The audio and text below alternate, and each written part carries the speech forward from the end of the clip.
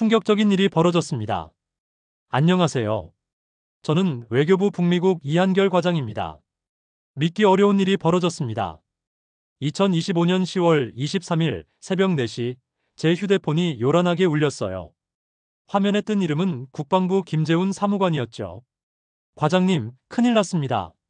그의 목소리는 명백히 떨리고 있었어요. 15년 외교관 생활에서 이런 긴박함은 처음이었거든요. 주한미군이 F-35 정비 장비 12대를 오키나와로 몰래 빼돌렸다는 겁니다. 사전 협의도 없이 말이에요. 30분 전 평택기지 야간 근무자가 우연히 발견했대요. 한미연합훈련 중에 몰래 이동시킨 거였죠. 저는 잠이 단번에 깼습니다. 서둘러 옷을 갈아입고 외교부로 향했어요. 새벽 5시 외교부 청사전략회의실엔 이미 10명의 관계자들이 모여 있었습니다. 미국 측 설명은 간단했어요. 훈련 일정상 필요한 조치라고만 하더군요. 별거 아니라는 투였죠. 별거 아니라고요? 저는 냉소를 머금었어요. 이건 시작에 불과했거든요. 미국이 전략적 유연성을 기정사실화하려는 첫 수였던 겁니다. 노트북을 열어 브런슨 주한미군 사령관의 최근 발언을 찾았어요. 한 곳에 고정된 군대는 군사적으로 실용성이 떨어진다. 우리는 하나의 임무 외에 다른 임무도 소화할 수 있어야 한다. 2달 전 그가 언론 인터뷰에서 한 말이었죠. 보세요, 여러분. 이건 이미 예고된 수순입니다. 미국은 주한미군을 북한 억제용이 아니라 중국 견제의 핵심 자산으로 쓰려는 거예요. 회의실 분위기가 무거워졌습니다. 그런데 더 충격적인 소식이 들어왔어요. 국방부 장관실에서 긴급 연락이 온 겁니다. 미국 국방부에서 공식 서한을 보내왔다는 거예요. 내용은 가히 폭탄 선언이었죠. 현재 한국이 부담하는 방위비 분담금은 연간 약 1조 3천억 원입니다. 그런데 미국은 이걸 GDP 대비 5%, 무려 100억 달러로 올리라는 겁니다. 우리 돈으로 약 13조 원이에요. 현재의 10배가 넘는 금액이죠. 더 기가 막힌 건 그 다음이었어요. 72시간 내에 결정하라는 겁니다. 거부하면 주한미군 단계적 철수를 즉각 검토하겠다고 했어요. 회의실이 술렁였습니다.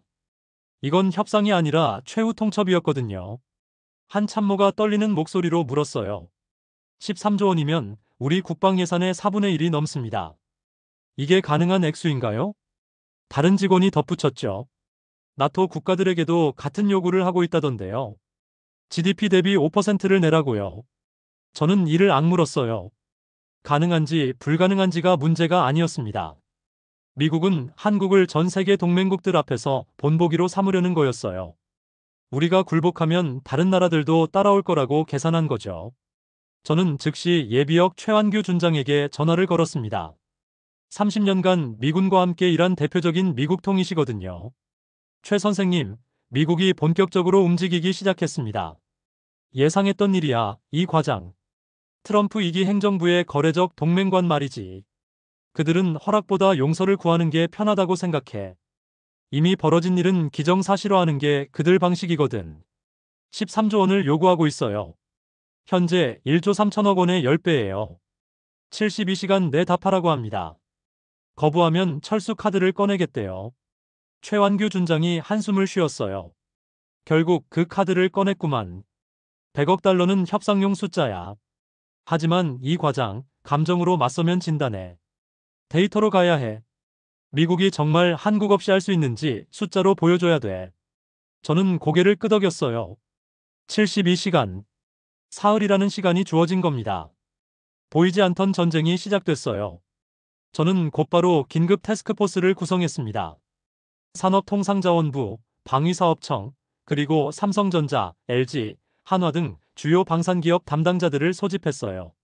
새벽 6시 모두가 외교부 회의실에 모였죠. 여러분, 우리에게 72시간이 주어졌습니다.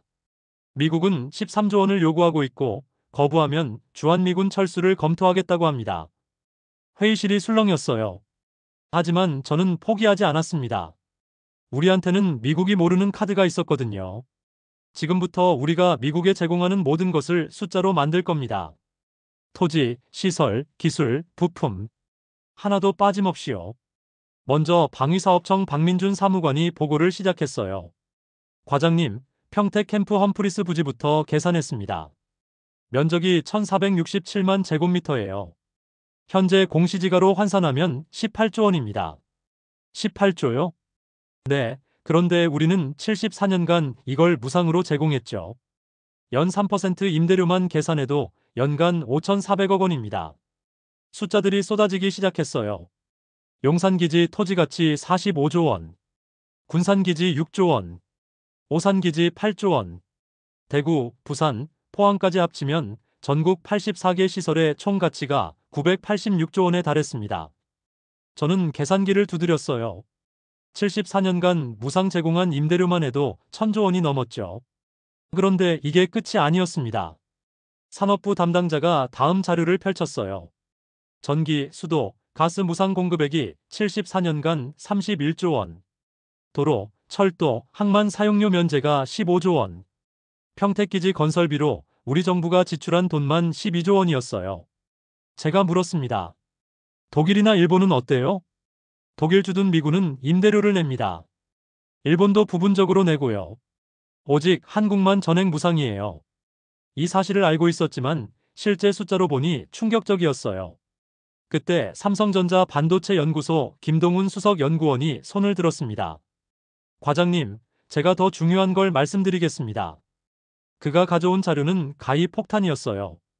F-35 스텔스 전투기 말입니다. 미국이 자랑하는 최첨단 무기죠. 그런데 이 전투기의 핵심 부품 대부분이 한국산입니다. 어느 정도인데요? 중앙처리장치 반도체, 우리가 만듭니다.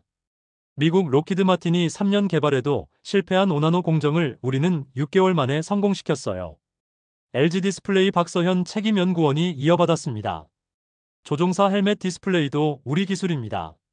360도 시야 확보가 핵심인데 미국은 아직 양산 못해요. 한화 에어로스페이스 최민석 이사가 결정타를 날렸죠. 엔진 터빈 블레이드요. 섭씨 1700도를 견디는 초압금입니다. 전 세계에서 한국만 양산 가능해요. 저는 숨이 막혔어요. 정확한 비율이 어떻게 되죠? 김동훈 연구원이 답했습니다. F-35 핵심 부품의 83%가 한국산입니다. 디스플레이, 반도체, 배터리, 센서류까지 합치면 더 올라가요. 만약 공급을 중단하면요? 그는 펜타곤 내부 시뮬레이션 보고서를 꺼냈어요. 3주 내 F-35 생산 라인 완전 마비. 기존 전투기들도 정비 부족으로 가동률이 떨어집니다. 미 공군 전력의 40%가 영향을 받아요. 회의실이 조용해졌습니다. 저는 최완규 준장에게 전화를 걸었어요. 선생님, 우리한테 카드가 있습니다. 그가 물었죠. 어떤 카드? F-35 핵심 부품의 83%가 한국산입니다. 공급 중단하면 3주 만에 미군 생산 라인이 멈춰요. 최완규 준장이 잠시 침묵하더니 말했어요. 좋아, 하지만 이 과장. 이걸 위협으로 쓰면 안 돼. 협력 카드로 써야 해. 미국 자존심을 건드리는 순간 더 강경해질 거야. 저는 고개를 끄덕였습니다. 그때 박민준 사무관이 제안했어요. 과장님, 공급 중단이 아니라 공급 확대를 제안하는 건 어떨까요? 한미 합작기술센터를 만들자고요. 합작이요? 네, 우리는 기술을 제공하고 미국은 시장을 열어주는 겁니다. 반도체, 디스플레이, 차세대 무기 공동 개발이요. 저는 눈이 번쩍 띄었어요. 그거예요. 위협이 아니라 윈윈이죠. 이틀 밤을 새워 자료를 완성했습니다. 미국이 우리한테 빚진 것들, 우리가 제공할 수 있는 것들, 그리고 함께 만들어갈 미래까지요. 72시간 중 48시간이 지났어요. 이제 미국을 만날 시간이었습니다. 10월 25일 오전 10시 용산 국방부 회의실. 한미 긴급 실무 협의가 시작됐습니다. 미국 측 수석 대표는 마크 테일러 국방부 부차관 보였어요. 42세의 하버드 로스쿨 출신, 냉철한 협상가로 유명한 인물이었죠. 그의 뒤로 15명의 전문가들이 도열해 있었어요. 반면 우리 측은 7명뿐이었죠. 숫자만 봐도 압박이 느껴졌습니다. 테일러가 먼저 입을 열었어요. 이번 협상의 목적은 명확합니다. 한국의 방위비 분담금을 현실화하는 겁니다. 현실화요? 저는 차분히 되물었죠. 그가 자료를 펼쳤습니다. 대형 스크린에 숫자들이 떴어요. 현재 주한미군 28,500명을 유지하는 비용은 연간 15조 원입니다. 그런데 한국이 부담하는 건 1조 3천억, 겨우 8%예요. 테일러는 계속했습니다. 일본은 75%를 부담합니다. 독일도 유사한 수준이죠. 한국만 특별 대우를 받을 이유가 없습니다. 회의실 분위기가 무거워졌어요.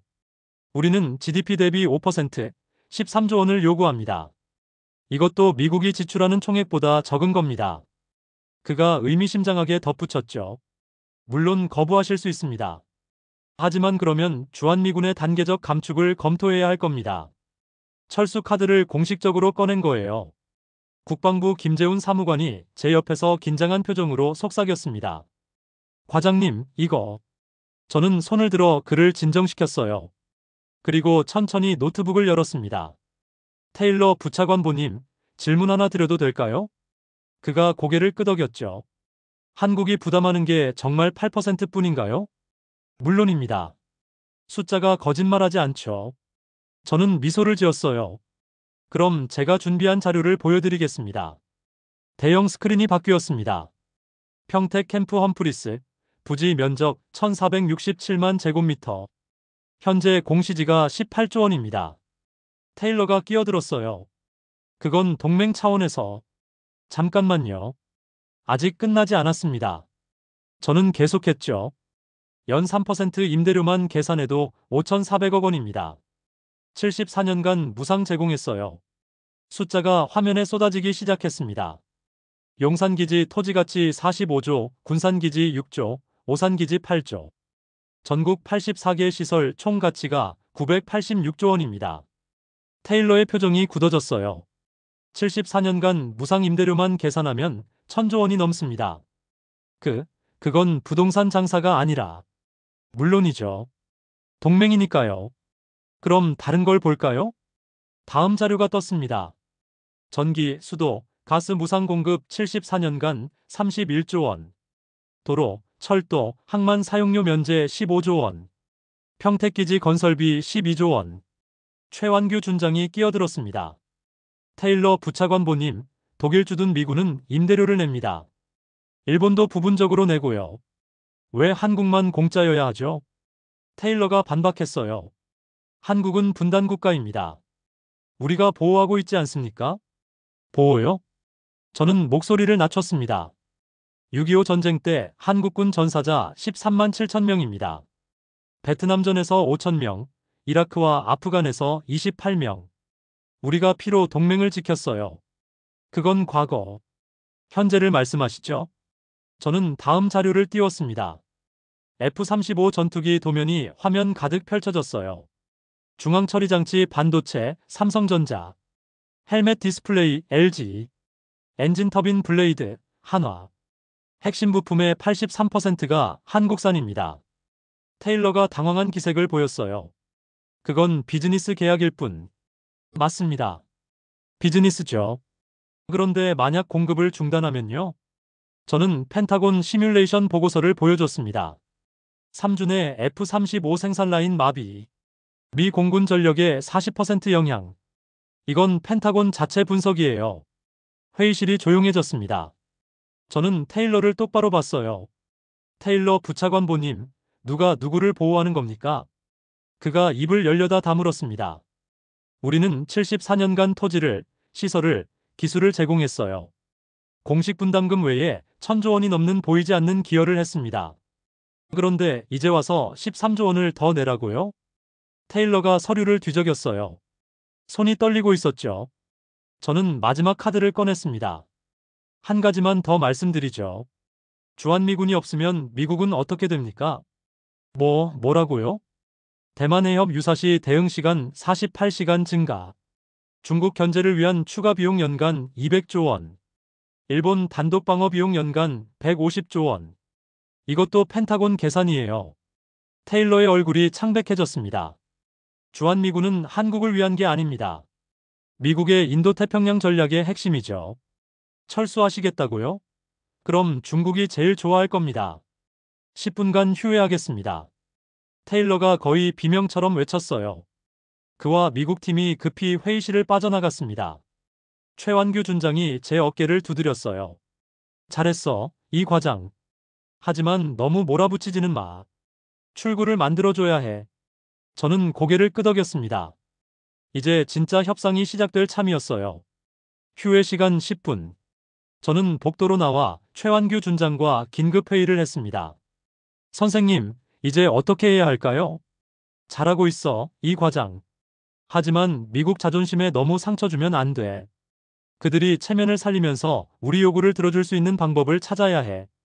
그때 산업부 박민준 사무관이 다가왔어요. 과장님, 삼성, LG, 한화 대표들과 통화했습니다. 그들이 제안이 있대요. 어떤 제안이죠? 공급 중단이 아니라 공급 확대를 제안하는 겁니다. 한미 합작 첨단기술센터를 만들자고요. 합작이요? 박 사무관이 설명했습니다. 우리는 기술을 제공하고 미국은 시장을 열어주는 거죠. 반도체, 디스플레이, 배터리 3대 분야에서 차세대 기술을 공동 개발하는 겁니다. 최완규 준장이 무릎을 쳤어요. 그거야. 위협이 아니라 협력으로 프레임을 바꾸는 거지. 미국도 거절할 이유가 없어. 저는 계산기를 두드렸습니다. 투자 규모는 양국 각 5조 원, 총 10조 원. 5년간 차세대 F-35, 무인 전투기, 레이저 무기 공동 개발. 완벽해. 최완규 준장이 고개를 끄덕였어요. 이건 한국의 굴복이 아니라 업그레이드된 동맹이야. 미국도 실리를 챙길 수 있어. 저는 급히 노트북으로 제안서를 작성하기 시작했습니다. 10분 후 회의가 재개됐어요. 테일러가 돌아왔을 때 그의 표정은 여전히 굳어 있었습니다. 옆에 있던 미국 측 참모들도 긴장한 기색이 역력했죠. 저는 먼저 입을 열었습니다. 테일러 부차관보님, 우리는 과거에 머물고 싶지 않습니다. 그가 의아한 표정으로 저를 봤어요. 전략적 유연성 말씀하셨죠? 원칙적으로 동의합니다. 정말입니까? 테일러가 놀라며 되물었어요. 미국 측 참모들도 웅성거렸죠. 단 조건이 있습니다. 저는 새로 준비한 문서를 스크린에 띄웠습니다. 첫째, 주한미군의 역외 이동 시 한국 정부와 사전 협의. 둘째, 한반도 유사 시 주한미군의 한반도 방어 최우선 보장. 셋째, 전시작전 통제권의 단계적 전환.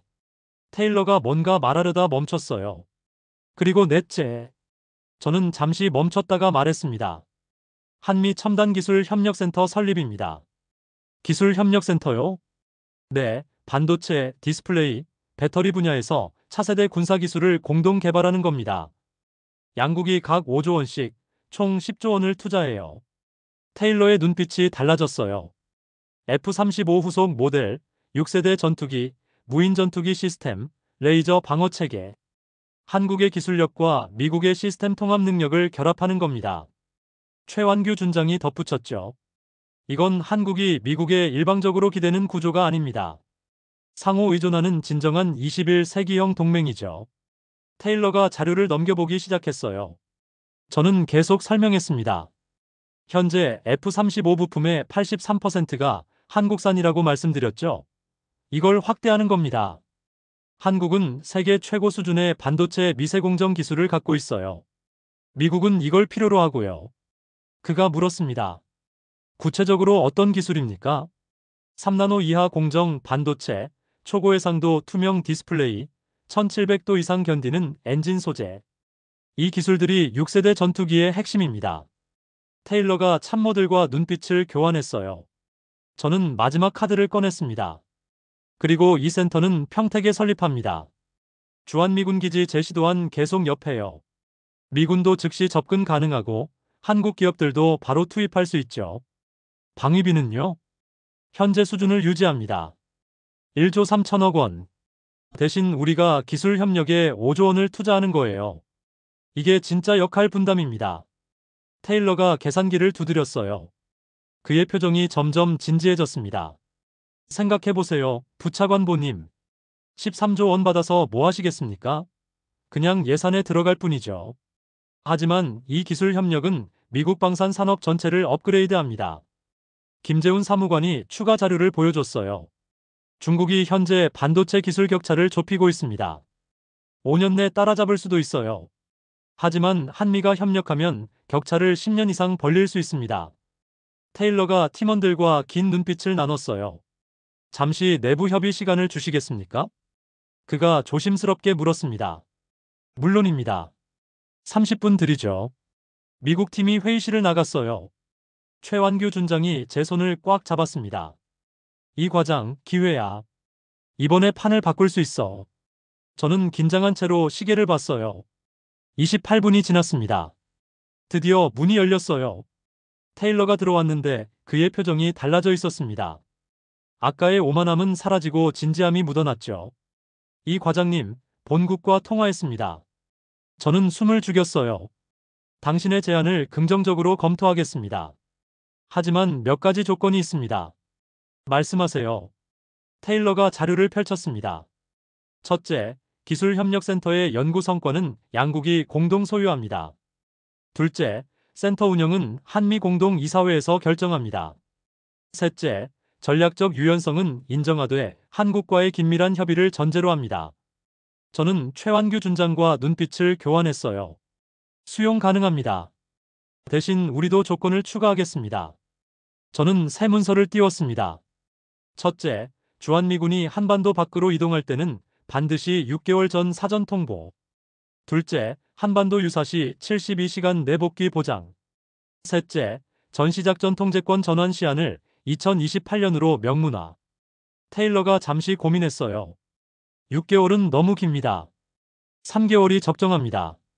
그럼 4개월로 하죠. 대신 복귀 시한은 72시간으로 확정합니다. 그가 고개를 끄덕였어요. 좋습니다. 최완규 준장이 끼어들었습니다. 그리고 한 가지 더. 방위비 분담금 협상은 앞으로 2년마다 하는 게 아니라 5년 단위로 합시다. 매번 이런 실랑이 하는 건 양국 모두에게 손해예요. 테일러가 웃었어요. 동의합니다. 솔직히 저도 매번 이러고 싶지 않습니다. 회의실에 웃음이 퍼졌어요. 긴장이 조금 풀린 거죠. 그럼 투자 일정은요? 저는 다음 자료를 보여줬습니다.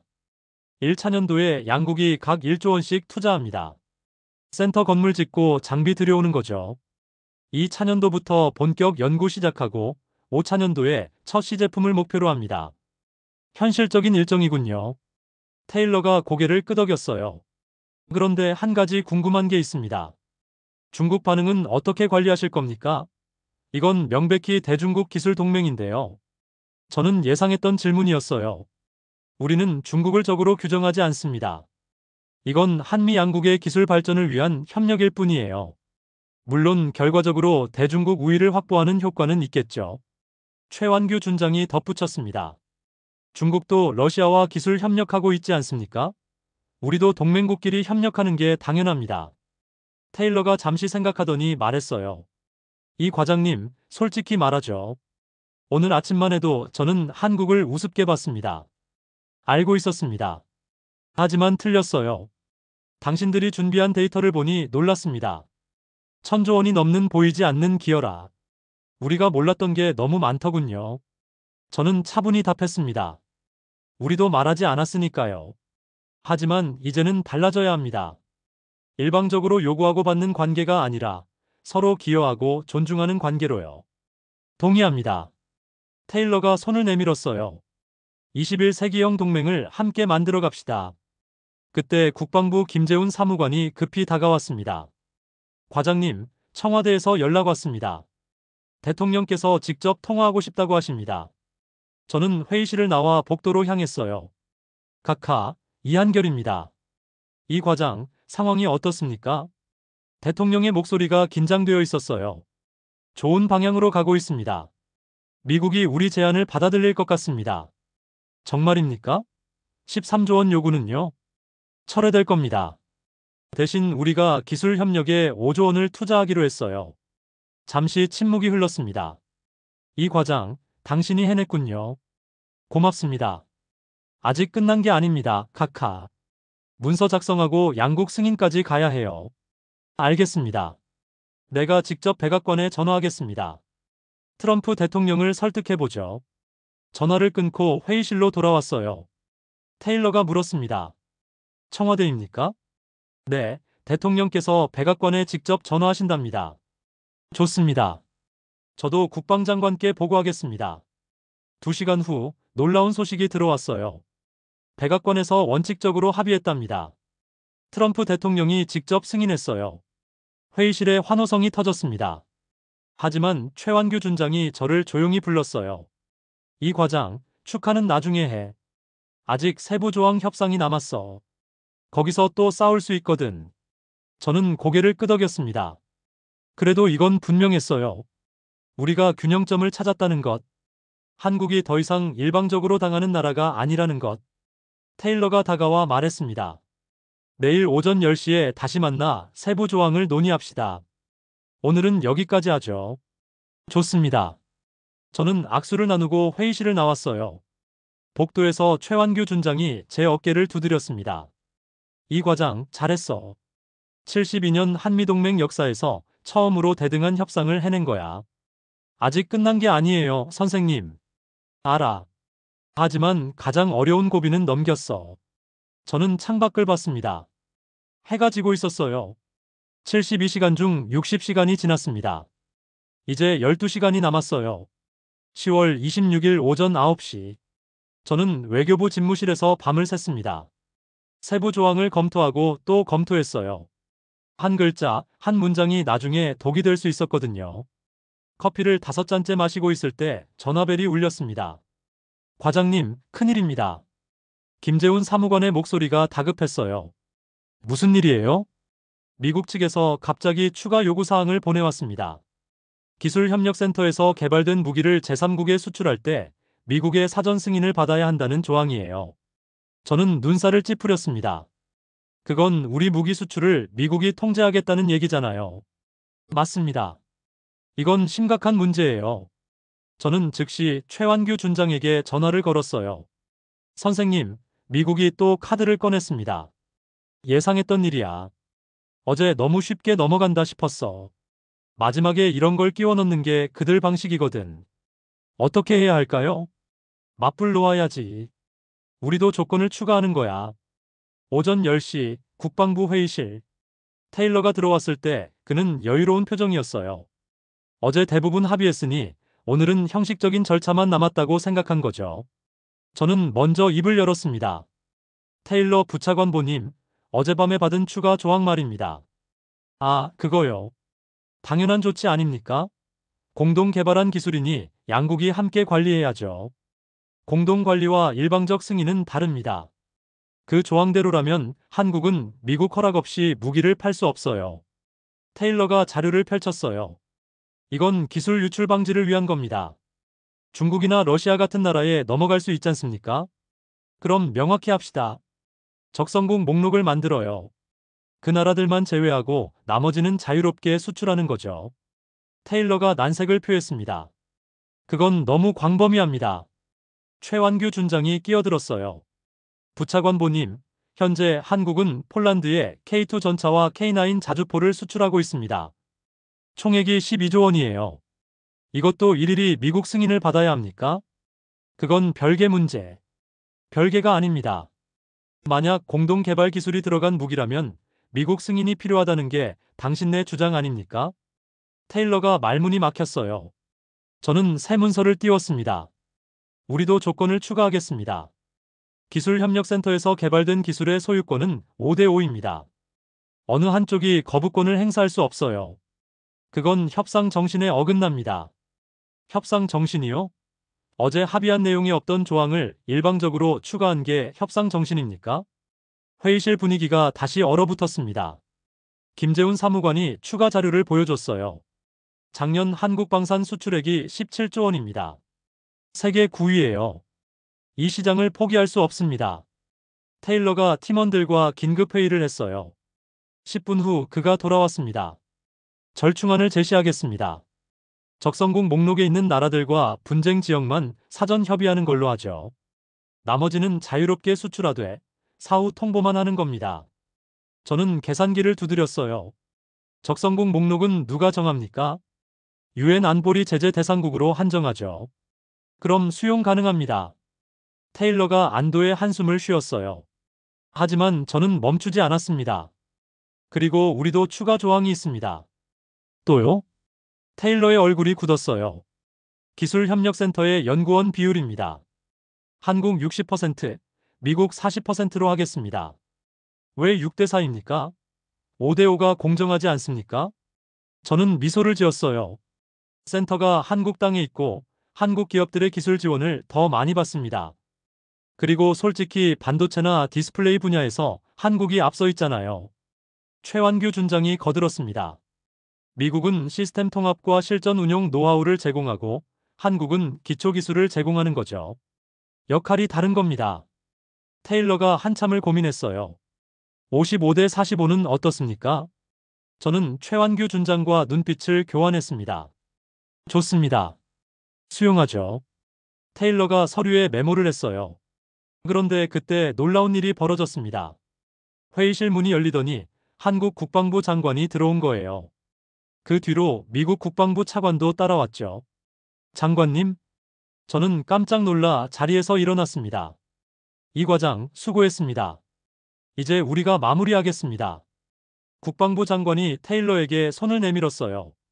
부차관보님, 양국 정상이 최종 승인했습니다. 세부 조항은 실무진이 잘 조율한 것 같고요. 미국 차관이 서류를 꺼냈습니다. 백악관에서 보낸 최종안입니다.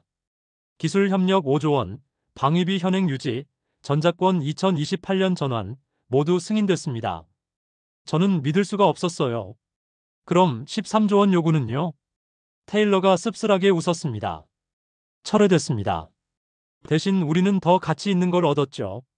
한국의 기술력이요. 국방부 장관이 말했어요. 내일 오후 2시 청와대에서 공식 서명식을 갖겠습니다. 양국 언론도 초청할 겁니다. 회의실에 박수가 터졌습니다. 저는 그제야 긴장이 풀렸어요. 72시간의 사투가 끝난 겁니다. 최완규 준장이 제 손을 꽉 잡았습니다.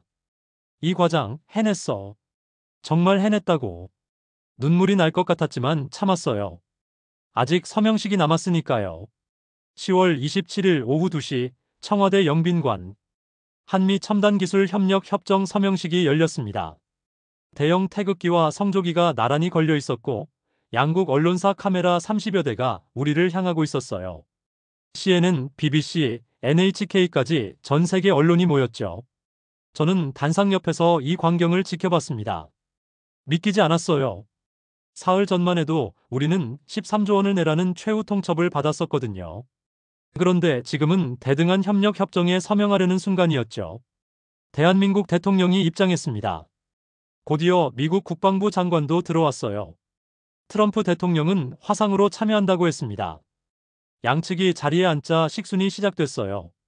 먼저 대통령이 말씀하셨습니다. 오늘은 한미동맹 72년 역사에서 새로운 장을 여는 날입니다. 우리는 더 이상 일방적으로 보호받는 나라가 아닙니다. 함께 미래를 만들어가는 동반자입니다. 박수가 터졌어요. 미국 국방부 장관이 이어받았습니다. 한국은 놀라운 기술력을 가진 나라입니다. 우리는 이번 협력을 통해 양국 모두 더 강해질 것이라 확신합니다. 그때 대형 스크린에 트럼프 대통령이 나타났어요. 코리아는 위대한 동맹국입니다. 이번 딜은 정말 환상적이에요. 양국 모두 윈윈하는 거래죠. 그는 엄지를 치켜 세웠어요. 관중석에서 웃음이 터졌습니다. 드디어 서명 순서가 왔어요. 대통령과 미국 국방부 장관이 협정서에 서명했습니다. 카메라 플래시가 터졌고 박수 소리가 영빈관을 가득 채웠죠. 저는 그 순간을 눈에 담았어요. 서명식이 끝나고 기자회견이 시작됐습니다. CNN 기자가 먼저 손을 들었어요. 방위비 분담금 13조 원 요구는 어떻게 된 겁니까? 미국 국방부 장관이 답했습니다. 우리는 더 현명한 선택을 했습니다. 돈보다 기술 협력이 양국에 더 이익이 되니까요. 한국 기자가 물었어요. 주한미군 철수 가능성은 완전히 사라진 겁니까? 대통령이 답하셨습니다. 이번 협정으로 한미동맹은 더욱 공고해졌습니다. 주한미군은 한반도 방어의 핵심이며 동시에 인도태평양 평화의 중요한 축입니다. 일본 NHK 기자가 질문했어요. 전시작전 통제권 전환이 2028년으로 확정됐는데 한국군 준비는 충분합니까? 국방부 장관이 답했습니다. 3년간 철저히 준비하겠습니다. 미군과의 긴밀한 협조 속에서 안정적으로 전환할 것입니다. 마지막으로 로이터 기자가 물었어요. 중국의 반발이 예상되는데 어떻게 대응하시겠습니까? 대통령이 단호하게 답하셨어요. 이건 한미 양국의 정당한 기술 협력입니다. 어느 나라를 겨냥한 것도 아니에요. 하지만 우리는 우리의 안보와 기술 주권을 지킬 권리가 있습니다. 박수가 터졌습니다. 기자회견이 끝나고 리셉션이 시작됐어요. 저는 조용히 한쪽 구석에 서서 샴페인 잔을 들었습니다. 그때 테일러가 다가왔어요. 이 과장님 축하합니다. 감사합니다. 부차관 보님도요. 그가 잔을 부딪혔습니다. 솔직히 말하죠. 사흘 전만 해도 저는 이게 쉬운 협상이라고 생각했어요. 저도 알고 있었습니다. 하지만 당신들이 준비한 데이터를 보고 충격받았어요. 1,000조 원이 넘는 보이지 않는 기업, F-35 부품의 83%. 우리가 몰랐던 게 너무 많더군요. 이제 아셨으니 다행입니다. 테일러가 진지하게 말했어요. 앞으로 미국은 한국을 함부로 대하지 않을 겁니다. 당신들이 그걸 증명했으니까요. 저는 고개를 끄덕였어요. 그게 우리가 원했던 겁니다. 최완규 준장이 다가왔습니다. 이 과장, 대통령께서 부르십니다. 저는 긴장하며 대통령에게 다가갔어요. 이 과장, 수고 많았습니다. 대통령이 제 손을 잡으셨어요. 각하, 제 일일 뿐입니다. 아닙니다. 당신이 대한민국 외교에 새 역사를 썼어요. 72년 만에 우리가 대등한 협상을 한 겁니다. 저는 고개를 숙였어요. 내일 청와대 조찬에 참석하세요. 국민께 직접 설명해 주시기 바랍니다. 알겠습니다, 카카.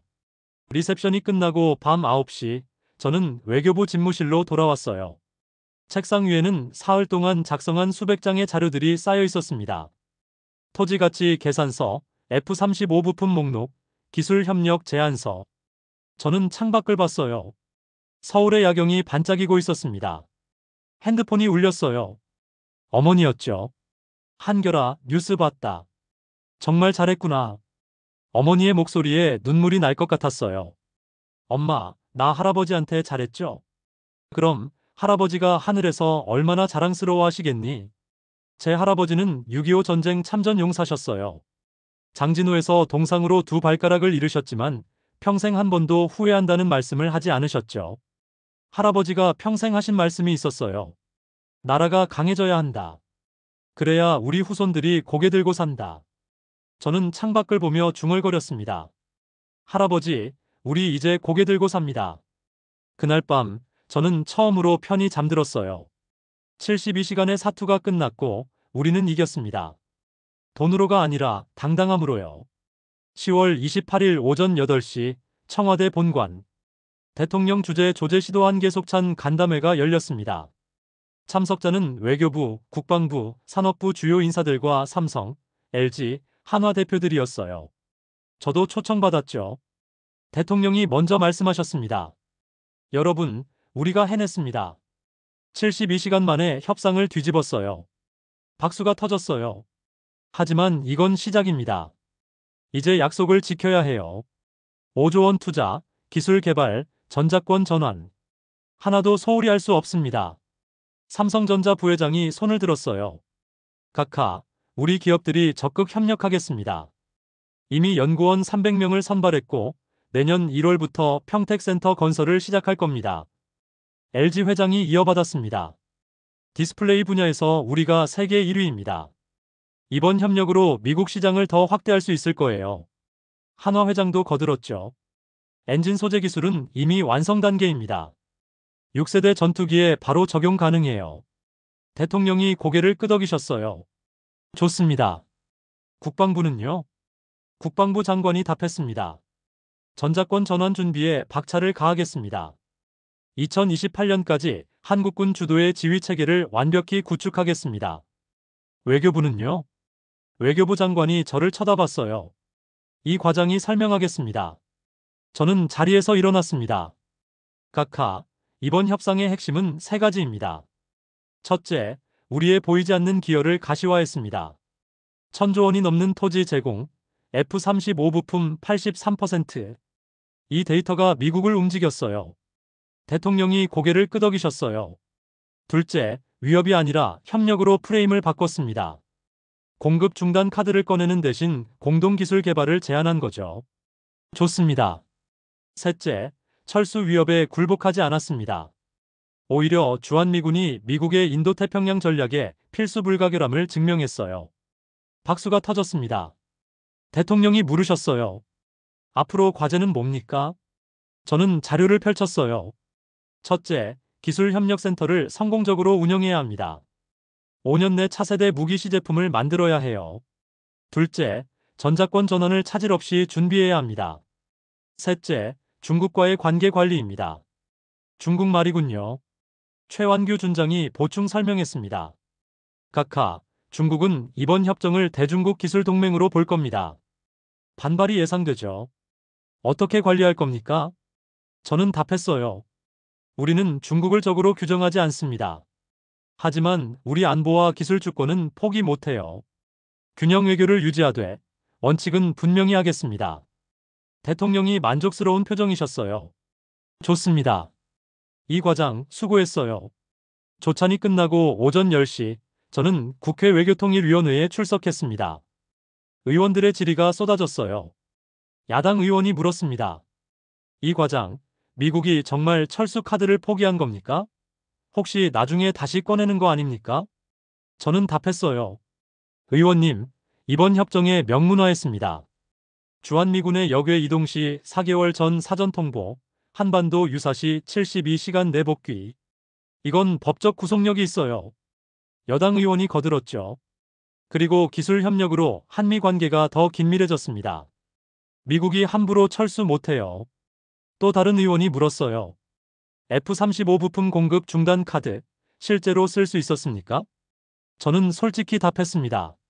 실제로 쓰진 않았습니다. 하지만 그 가능성만으로도 협상력이 생긴 거죠. 미국이 우리 없이 못한다는 걸 증명한 겁니다. 박수가 터졌어요. 질의응답이 끝나고 오후 2시 저는 기자간담회에 참석했습니다. 외신 기자들이 몰려들었어요. CNN 기자가 물었습니다. 이번 협상을 한마디로 정리한다면요? 저는 잠시 생각했어요. 대등함입니다. 한국은 더 이상 보호받는 나라가 아니라 함께 미래를 만드는 파트너라는 걸 증명했어요. 로이터 기자가 물었죠. 다른 나라들도 한국 모델을 따라 할까요? 가능하다고 봅니다. 중요한 건 자신의 가치를 정확히 아는 거예요. 우리는 1,000조 원이 넘는 기여를 하고 있었지만 그걸 몰랐어요. 이번에 숫자로 증명한 겁니다. NHK 기자가 물었습니다. 일본도 비슷한 고민을 하고 있습니다. 조언한다면요? 저는 신중히 답했어요. 각국마다 상황이 다릅니다. 하지만 한 가지는 분명해요. 동맹은 일방적 의존이 아니라 상호 존중이어야 한다는 거죠. 간담회가 끝나고 저녁 6시 저는 외교부 집무실로 돌아왔어요. 책상 위에 꽃다발이 놓여 있었습니다. 카드에는 이렇게 적혀 있었죠. 대한민국 외교관의 자긍심을 지켜주셔서 감사합니다. 외교부 직원 1동. 저는 눈시울이 뜨거워졌어요. 창밖을 봤습니다. 해가 지고 있었죠.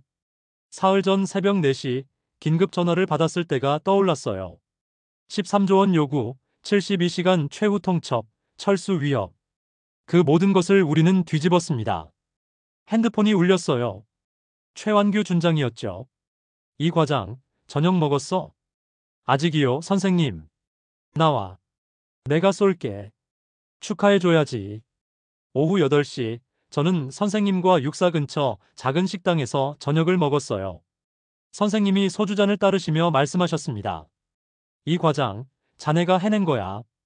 72년 한미동맹 역사상 처음으로 대등한 협상을 이뤄냈어. 선생님 덕분입니다. 선생님이 데이터로 가라고 하지 않으셨으면. 아니야. 자네가 용기를 낸 거지. 미국 눈치 보지 않고 당당하게 맞선 거야. 저는 소주잔을 들었어요. 할아버지한테 바치는 잔입니다. 최완규 준장도 잔을 들으셨어요. 6.25 참전 용사들, 베트남 파병 용사들, 이라크와 아프간에서 희생한 분들. 그분들 덕분이야. 우리는 잔을 부딪혔습니다. 밤 10시 집으로 돌아왔어요. 거실 벽에 걸린 할아버지 사진을 봤습니다. 젊은 시절 군복을 입으신 모습이었죠. 할아버지, 봤죠? 우리 이제 당당합니다.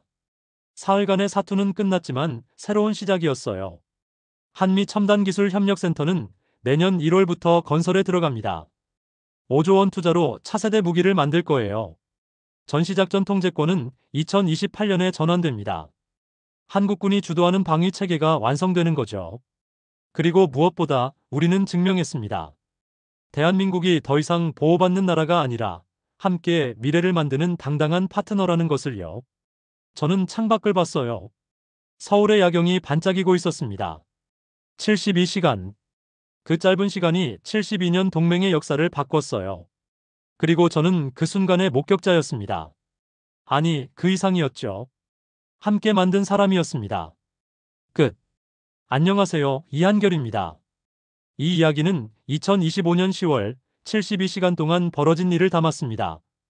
미국의 13조 원 요구와 철수 위협 앞에서 우리는 굴복하지 않았어요. 대신 보이지 않던 우리의 가치를 숫자로 증명했죠.